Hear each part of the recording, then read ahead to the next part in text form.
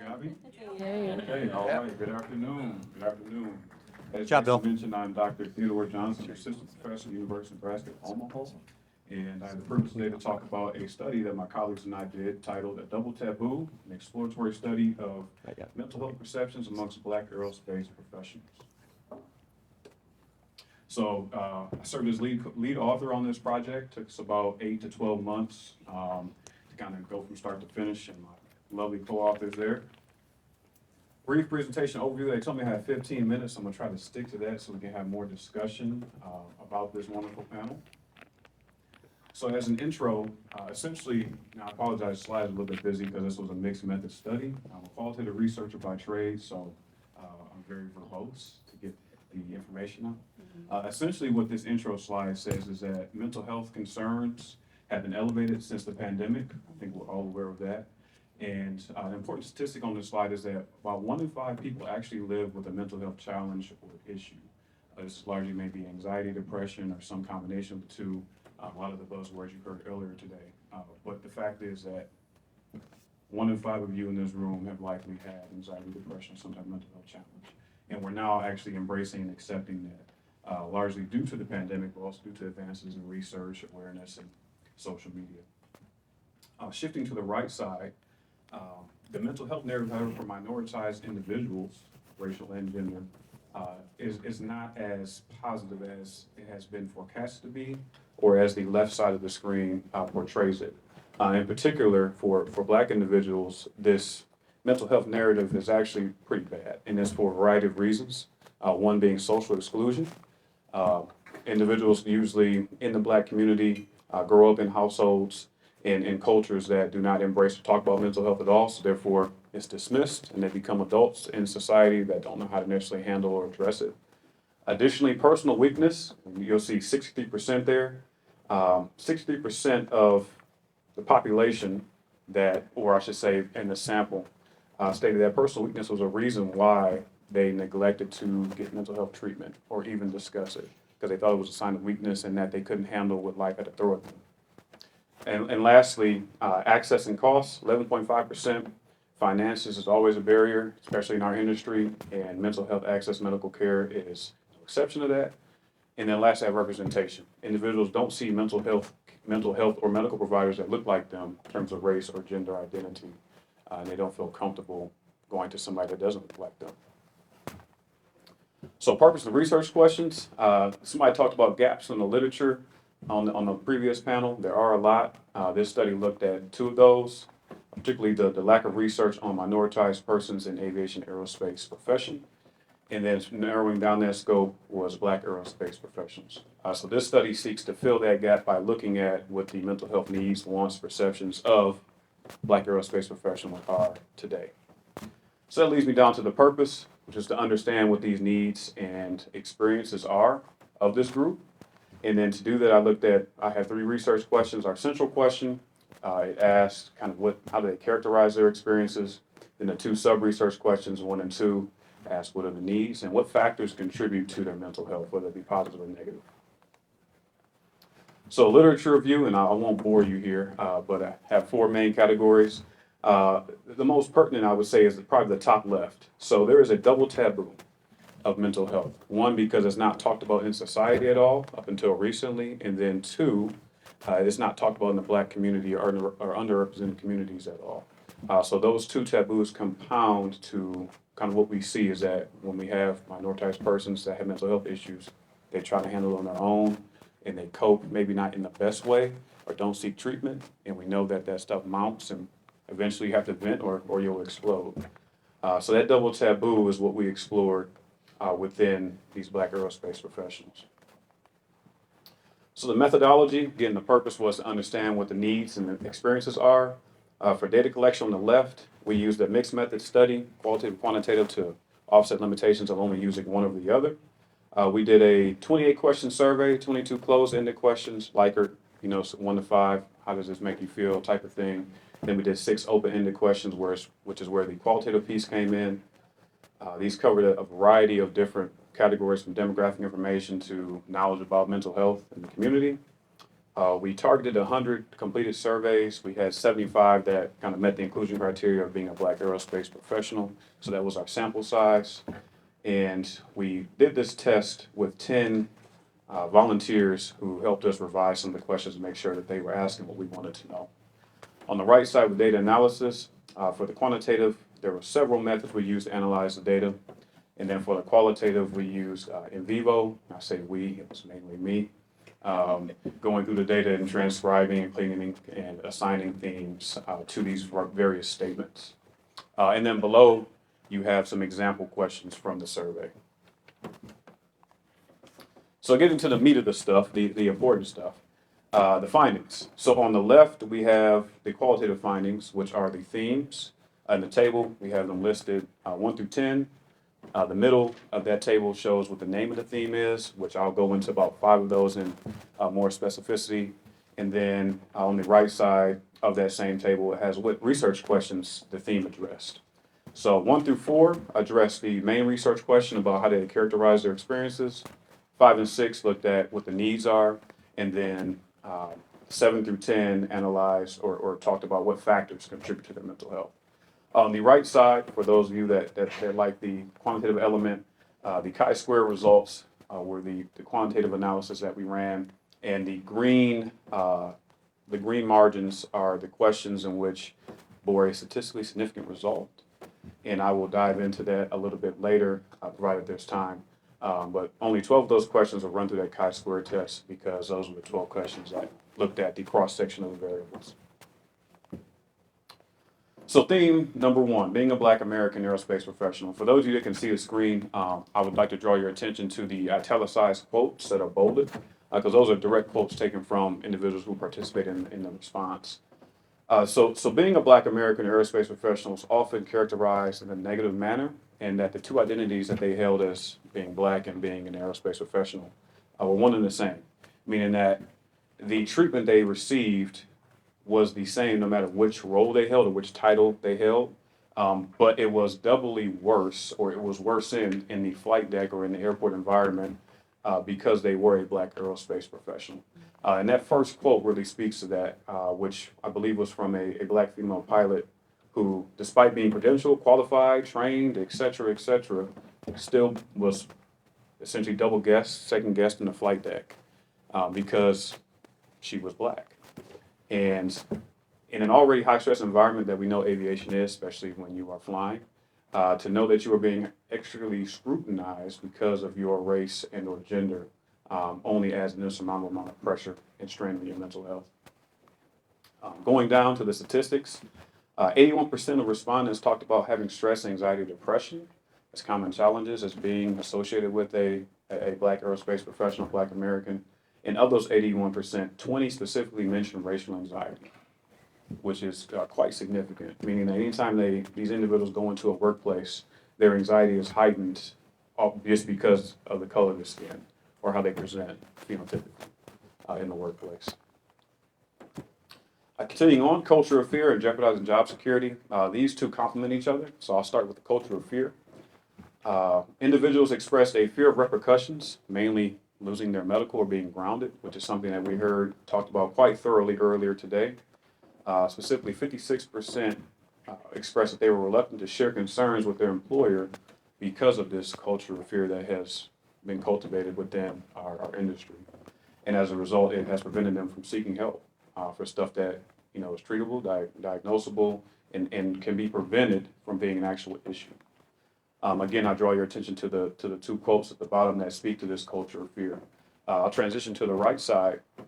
Jeopardizing job security. Again, this complements the first theme I talked about, but being transparent or candid, even a little bit, is something that stymies individuals from wanting to share because they don't know if their paycheck is going to be stopped and now they have to go do something after 5, 10, 15 years of doing something they love to something different.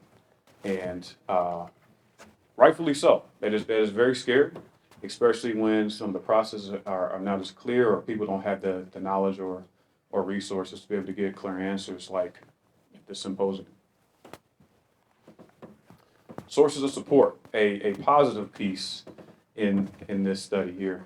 So Having sources of support had a positive impact on the mental health of individuals. In particular, people reference having friends, peers, again, words we've heard spoke earlier today, as well as counseling services, therapy, and even EAP programs. Not a frequently mentioned source of support, but one that was used. And this ended up having a positive impact on the individuals if they had access to these sources of support. And then if you can look at the quote at the bottom, this individual talks about how this source of support essentially provided some type of reprieve for them. But peer support programs, it's not here on the slide, really shown through as a common undertone and frequently used source of support for individuals to allow them to overcome their mental health challenges that they faced in their environment. And then the last finding I'll talk about is the social acceptance, awareness, and access. So this is more so of a coalescent theme, I like to say, and I'll walk you through. So beginning with acceptance. So mental health was not accepted or acknowledged in the upbringings of the individuals who responded. So essentially, we have individuals who are growing up in a home where mental health is stigmatized. Again, another word we've heard today. And as a result, they grow up to become adults who still believe mental health is not something they should talk about. This rolls directly into the awareness because although they are, adults, have some access to social, financial capital, they're not aware of the resources they can use this capital on to benefit them in terms of treating their mental health or even helping others in their circle. So the lack of awareness piece stems from the lack of acceptance in the upbringing of childhood. This boils right over into access again, because although they are out in the world, maybe have medical benefits at their employer, the current packages sometimes offered by employers are not that extensive. And even though they may have the benefits, it may not cover mental health, which is becoming more and more prevalent, unfortunately, in our industry as well as external to the industry. But financial access or financial constraints was a commonly cited reason as to why individuals did not seek the help they wanted. Or if they did, they couldn't finish the treatment program because their free consultations ran out, or they just couldn't bridge the financial gap. So moving on to the discussion, the left side kind of just runs through the main highlights of what the presentation of the study was about. So it sought to understand how Black aerospace professionals characterize their experiences of mental health, analyzing interviews and themes, and ultimately, most of these individuals said their experience with mental health was negative due to a variety of reasons, whereas the only positive experiences stem from having sources of support and particularly representative sources of support, meaning people who look like them they could identify with to help them through their woes. On the right side, the prominent factors that impacted them negatively, first being a Black American or aerospace professional in a predominantly white space. The second, having mixed messaging, which is something I did not necessarily talk about, but essentially this is leadership at the top saying, hey, we support mental health, please talk to us, but that trickling down through middle and frontline management, not necessarily maybe being as forthcoming or as supportive, and people getting lost in the sauce and not knowing who to trust. And then the third one I'll go ahead and skip over so I can get through to the next slide here. So to address research question 1 and research question 2. So what do Black aerospace professionals need? They need to know that their job will not be jeopardized or threatened if they are candid about their mental health. They need to know they will not be perceived as a liability or judged negatively by their peers, i.e. being seen as weak or less than, because they are seeking mental health treatment. And they also need a safe space in industries to be themselves without being judged or scrutinized because of how they present or who they are. On the right side, the factors contributing to mental health, and mostly in a negative way, was the lack of social acceptance, awareness, and access that exists in society and in the Black community. And I won't belabor that point, but I will say that things are changing for the better, largely because of COVID-19 in terms of making mental health kind of okay to talk about. The world was facing the crisis. Advanced research federal legislation, social media, like TikTok, sharing resources and things like that, all helping to move the needle collectively. So what is a study without recommendations, right? So these are pointed at policy and practice, mainly calls to Congress on the policy side, and the one I'll hone in on is the first one, and that is to make the current FAA mental health ARC a permanent body of the FAA. They did this recently with the Women in Aviation Advisory Board and in the current reauthorization, and there's no reason why this can't be done for the mental health ARC, just because mental health is evolving, we are evolving, and the ARC can be a great body to keep our regulators proactive in treating mental health. For the practice side, there are several. And I will talk about the first one in terms of just creating mental health policies explicitly, particularly for those in the administration or management, non-pilot flying folks, because pilots can claim fatigue, and that is it. Everybody else kind of has to use PTO or take an unpaid day off, and people can't afford to do that. So explicit mental health policies that will allow that leeway for these individuals. Safety stand-downs and a few other things, but those are the main two that I'll focus on. Opportunities for future research, again, there are several longitudinal studies to track mental health impacts from events like this, as well as reporting systems.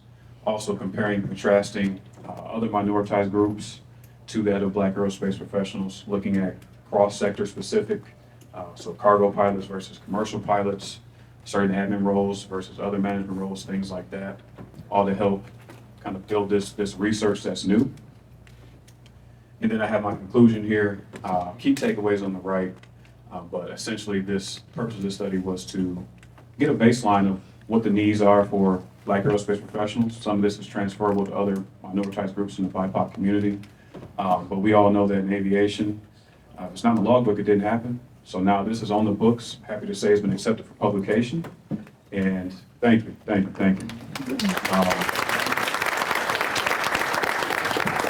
Looking forward to kind of building on it and helping move the needle. So with that, I will thank you and turn it over for Q&A. All right, first, great research, a great subject. You know, I'm in the middle of my doctoral program right now, and I keep getting reminded by the chair that you have to bring new, relevant information. That's the whole point of a doctoral program. So he reminds me of that all the time. So really great data, great study. I think really happy that it got accepted. It's a subject that we're going to explore for a long time because there's a lot of gaps in the industry, and there's a lot of gaps in trying to hire, and there's not enough people to hire. So how do we do that? We increase the amount of people that are interested. All right, we increase the population available. So great research. Thank you, Dr. Johnson. Next thing I want to do right now before I open the floor to questions is just to hand the mic to everyone and have them introduce themselves on this panel and where they're from and how they kind of tie into marginalized population discussion around aviation mental health and students' mental health. Good afternoon. Is this on? Okay. Yeah. My name is Kim Cho. I'm one of the international admission counselors here at Western Michigan University. We have a good number of international students who are interested in the aviation program here at the university, and I've worked with a few of them who have struggled with mental health, and collaboratively looking forward to working with the Aviation College more on how we can assist these students. Hello, everybody. My name is Jade Joseph, and I am currently a student at Western Michigan University. I'm currently about to graduate in December of 2024. And so I'm just here to kind of just share my experience and just any advice I may have for any students just going through anything, and just give my advice for being Black in aviation. Hi, I'm Kwasi, Adjekum, currently assistant professor at the University of North Dakota.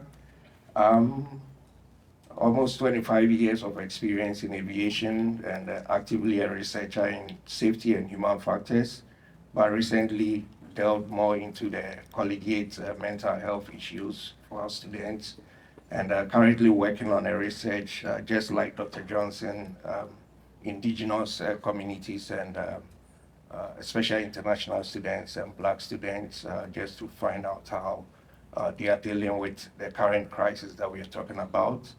And I'm also a faculty advisor for OBAP, so I have lived experience myself and also being advisor to these students and some of the challenges that they go through. So basically to hear from all of you and to share some of those experiences with you. Thank you. I'm Patrick Hamlin. I'm a counselor here at Civic Youth Health Center, part of the WMU faculty, non-teaching faculty. I suppose I had my reservations about coming here as you can see, non-marginalized person. But as a counselor for 16 years, I've found a couple things really important. One, the promotion of more marginalized people into my profession. It's really important. But also the acceptance of the fact that when that's not possible, there's something referred to as cultural humility.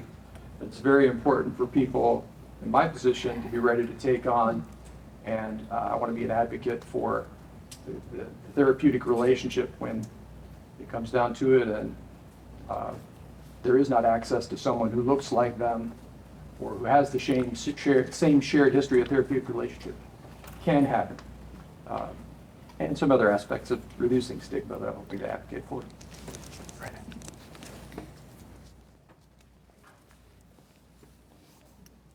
All right, thank you. So first I'm going to do is open up the floor for questions on Dr. Johnson's research he just presented.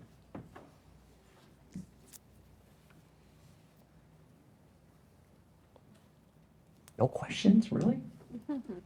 Don't be shy. Good, Jared. Do you think there may be any Jared, hold on one second. Lila's going to come up here and start passing the mic. Hold on. We'll make it so everybody can hear it.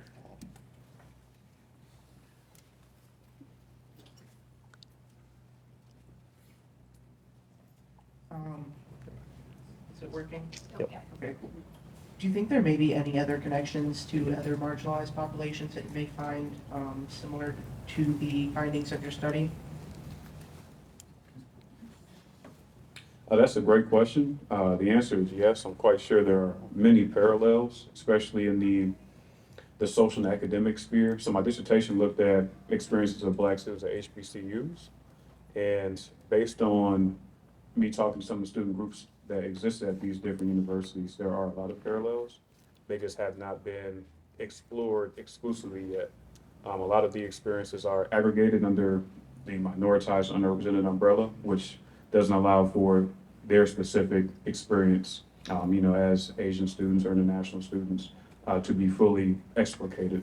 So definitely more research to be done, but yes, there are parallels. Great question. Maybe Lila's going to be kicking my butt.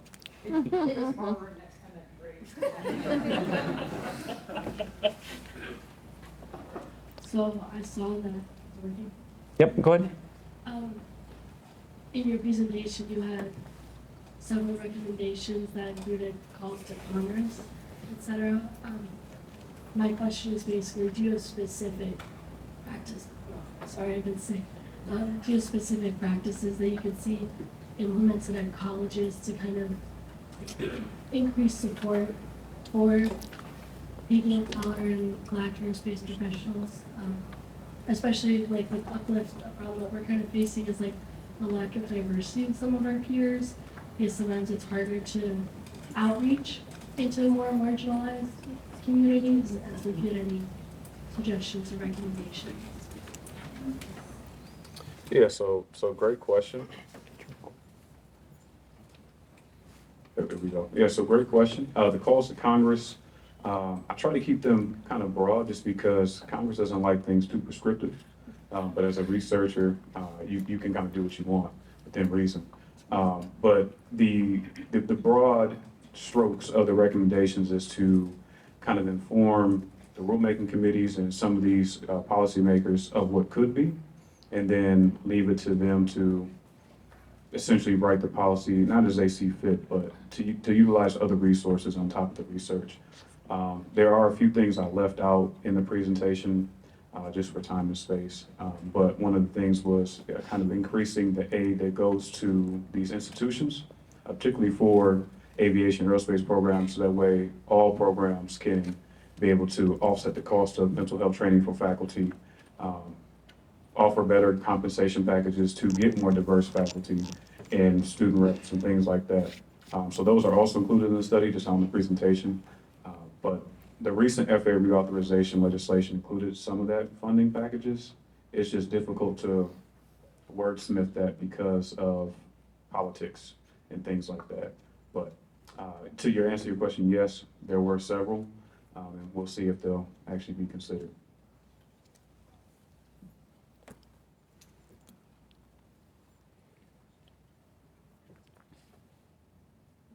Okay, so my question is, does your research account for intersectionality at all for those students? Can you?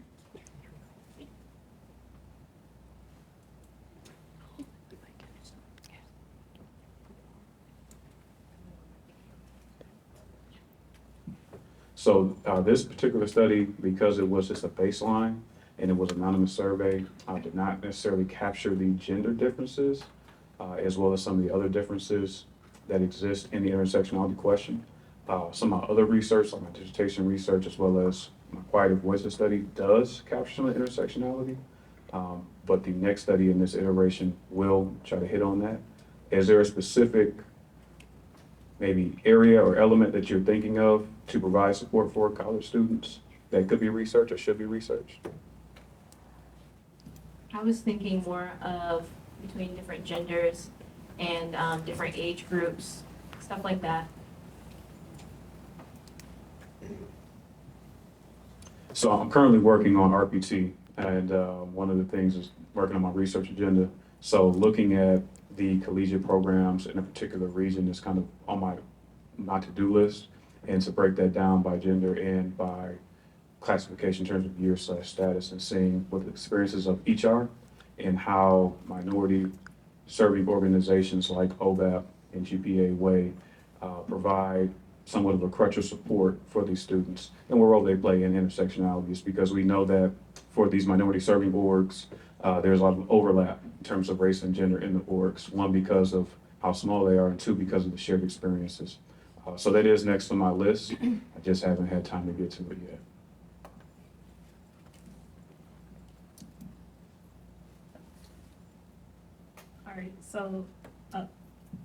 All right, so my question is, in your research, being a Black man in aviation, what was something that shocked you the most with the findings you found?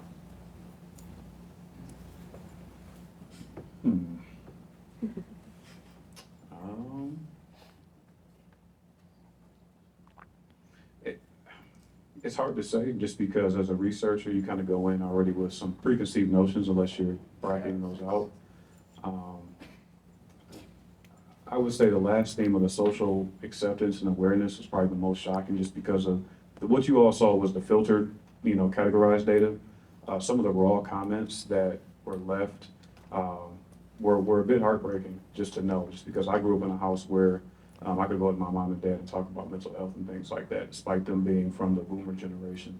And just to know that other people that were in my same age bracket, or, a generation above or below, didn't have that was sad to hear, and really reaffirmed my resolve to get the study done, because there were some setbacks.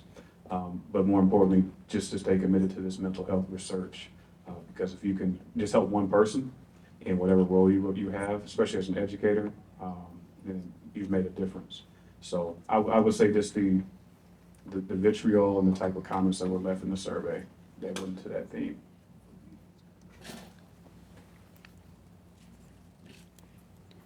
All right, is there any more Slido, Meredith, anything come up?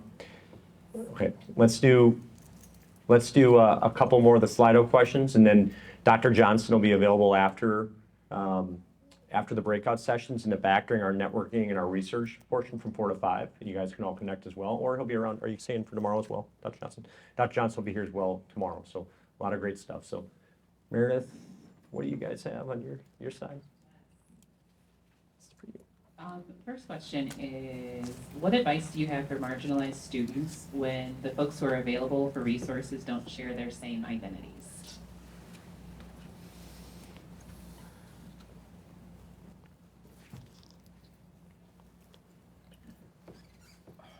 Okay, I'll tackle it from this angle. From the peer-to-peer support network, using like the UND example where we have uplifts, I believe that one of the most credible approach is to utilize Students Association Network as part of the support and the training that we give to like student ambassadors. What we can do is like having students associations like OBAP, LPA. I mean, these are targeted, so you sort of spread it across. And because these minority students, some of them belong to this students association. So if you have students ambassadors who are trained, it helps for them to get that immediate peer-to-peer support. And they can recognize and they can sort of provide the information, the referral, if it needs to be escalated, needs to be, they need to get a skilled up sort of support. At least that's the first point of contact. So basically utilizing the peer-to-peer students support systems like OBAP, LPA, NGPA, I mean, that will be a credible approach. Sorry. You can go ahead.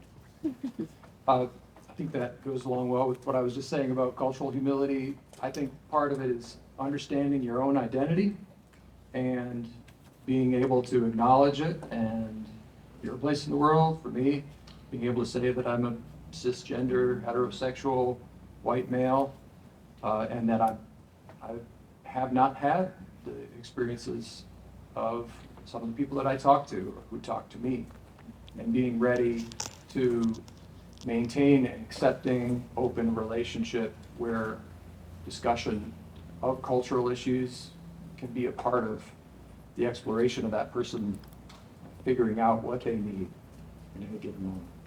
So be just understanding your own identity and your place in the world and being ready to be humble about the fact that you don't understand. You might not understand someone else's experience fully. Being ready to be really curious about that. Yeah, just to add on, I know as a Black student here, although I am the president of the Organization of Black Aerospace Professionals, I have found professors that have really supported me, and I feel like I can just go to them for anything. So as a student, I would recommend utilizing office hours because there are professors out there that will really be there for you. And you don't, even though they may not look like you, sometimes people are advocates and some people are really empathetic. So you just don't know unless you actually give them a try. So although, yes, I can be a Black woman, he could be a white male, that could be my biggest supporter. And so I don't want to just immediately discriminate because they are white and, they may not exactly understand my perspective, but we actually should give them a chance and, at least understand that they may be that person to be that supporter, that mentor, that person I can actually speak to.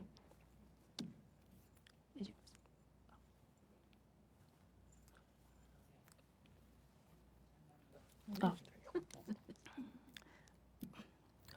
Can you hear me? Okay. How do you think that American professionalism impacts marginalized students being able to show up as their full selves in aviation?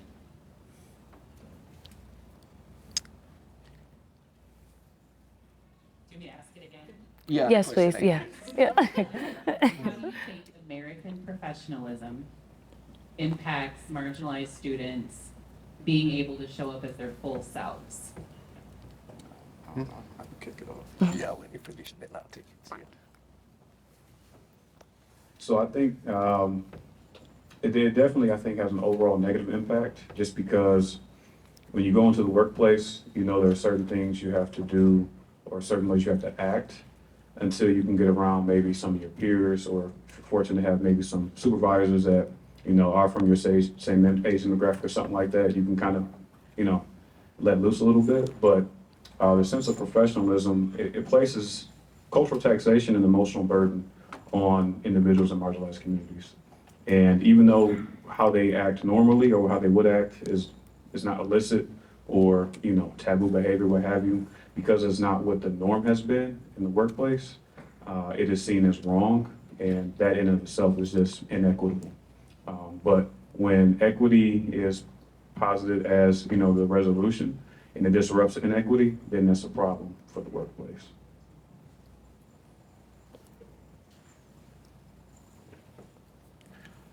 Well, I'll take it from the perspective of students, college students, and I would say that one of the interesting things from my lived experience and dealing with students is that especially our international students, they come from backgrounds with different cultural norms and values, and I've had situations where these students, they are sort of cowed, because where they are coming from, they are not expressive in terms of their feelings, and it's all about bottling things within you. You are not supposed to express yourself because that is a sign of macho. It's a sign of resilience. Whereas from dealing with them, I would say probably in the American system, you are brought up to be more expressive. Even with your professor, you can reach out to your professor, speak out. But these are folks who come in from places where there is almost like a chasm. There's a gap between yourself and the higher up. So they keep it to themselves. And the onus lies on we as faculty or as peers to let them feel comfortable and to break those gaps so that when they are things bottled up in them, especially related to mental health issues, they will have that confidence to be able to approach us. And it takes a lot of work. It takes a lot of creating the enabling environment for them to realize that, hey, under these settings, whatever, you can always walk up to an open door policy. Personally, that's what I do with a lot of my international students, and especially with my minority students, that, hey, send me an email, whether it's Zoom call, I'm always there to talk to you, and that sort of sets a tone, but it's always within in a respectful manner. I respect you, you respect me, and we deal with it at that professional level. Thank you.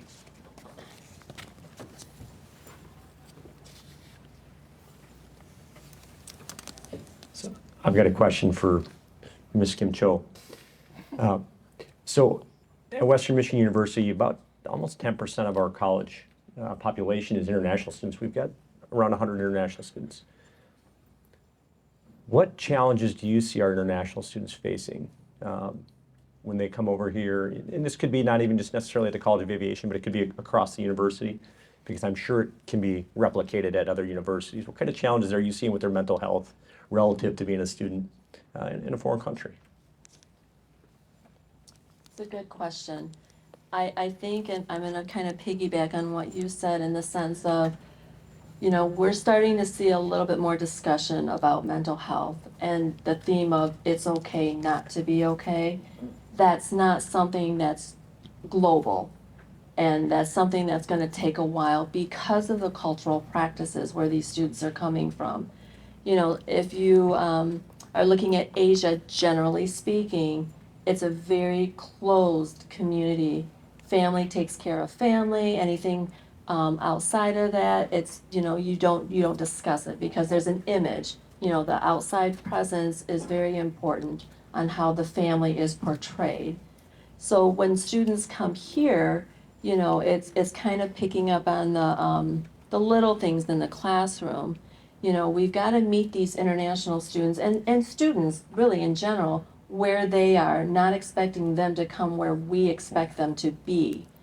And then again, just kind of picking up on, the little cues in the classroom or, the academic performance. These students are coming to this world, to this country, without their community. Their community is thousands and thousands of miles away. And most of the students do not want to reach out to their parents and let them know they have problems Because what can their parents do? They're gonna worry, stress, call them at 3 o'clock in the morning because of the time difference, checking on them. So they're gonna try to stay within their little community that they've built here. Well, the community they built is probably full of peers, 18-year-olds, 19-year-olds. So what kind of advice are their peers going to give them? I'm not saying it's wrong and I'm not saying it's bad, but I think it needs to be a little bit more spread out to say, okay, you know what? Why don't you come to my office, say whatever you feel comfortable saying, but if you are going to do this, there has to be a willingness to listen. Listen throughout, not throwing in your comments, not throwing in a fix-it, because maybe you're the first person that has been willing to listen to them wholeheartedly without judgment. And then based on that, then you can kind of see where that dialogue can go.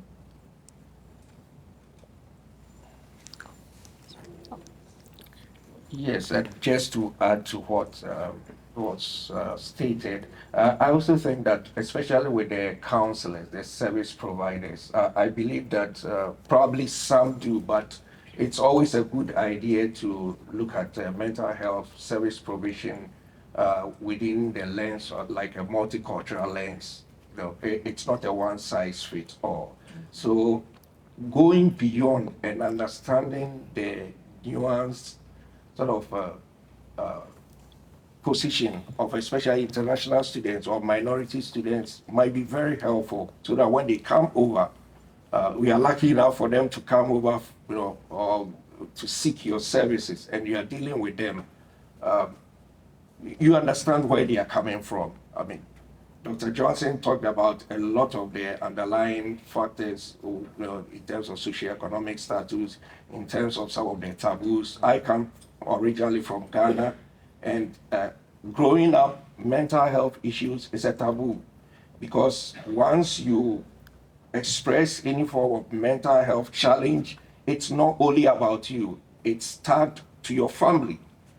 And so that understanding is there that I better keep it to myself, because if this thing comes out, it's not only about me, it affects my family. And so for people coming from that background, if you are trying to help them, it's a great idea to understand their position and to be able to offer the best form of counseling services to them. Thank you.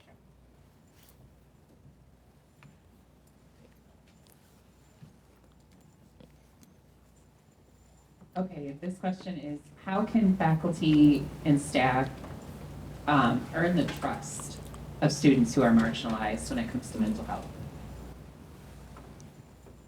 You might want to take Jade? Yeah, I'll take it. Thank you. Okay, yeah, so I'm not a staff personnel, but I do have several staff at Western that I feel like I really do trust, like I was saying before.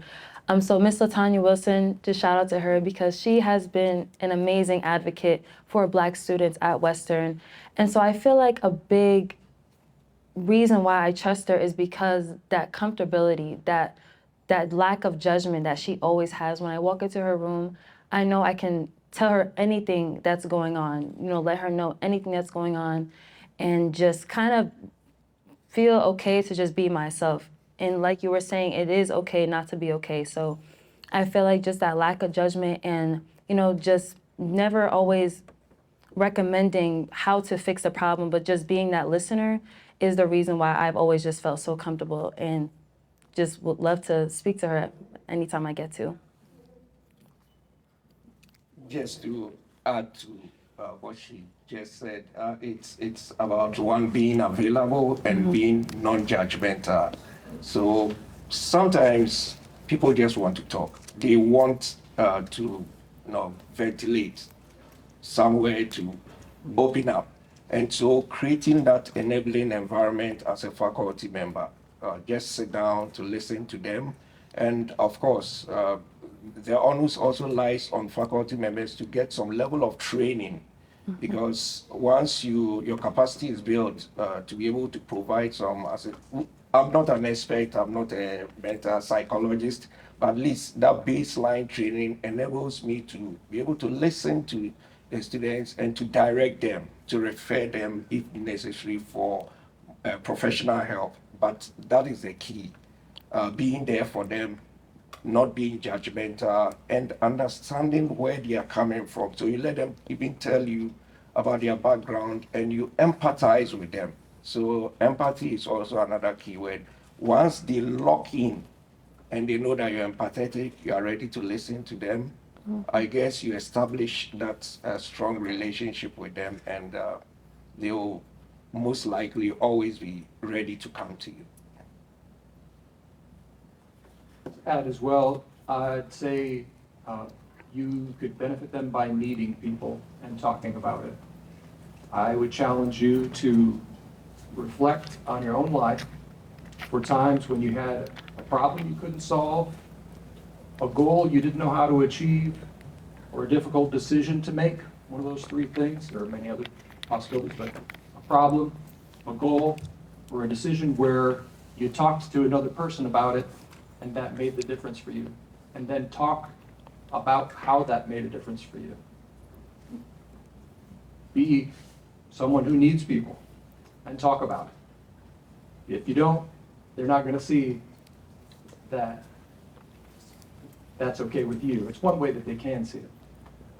If you want, go the extra step and access your EAP for one of those things. Next time you have a goal or a problem or a big decision to make, access your EAP, go through the process, and then talk about it. You don't get a diagnosis. It's not going to take away any privileges.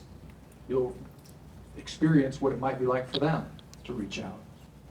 And it'll normalize that experience, maybe do something to destigmatize it.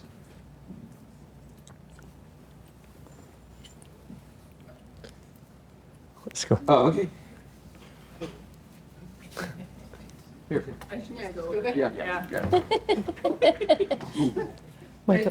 Don't I sort of just wanted to share a story about how important the non-judgmental part is.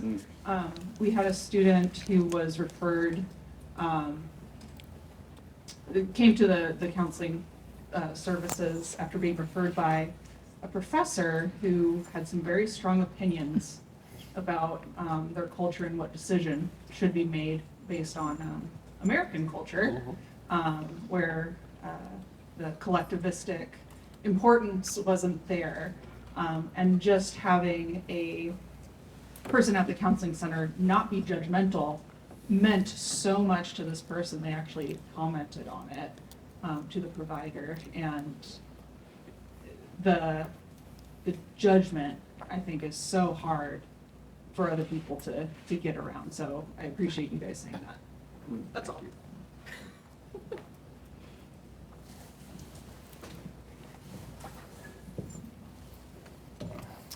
I just have one quick thing before I go. I think we can also use the opportunity when meeting these students as a learning opportunity for ourselves. I have learned so much from the students that I've worked with over the past 33 years that I couldn't read in a textbook. You know, it's a life experience. And then again, taking that life experience, taking one student's perspective in hopes that maybe it could help the next student. So again, you know, you can also present that to the student as well. You know, I didn't realize that, tell me more.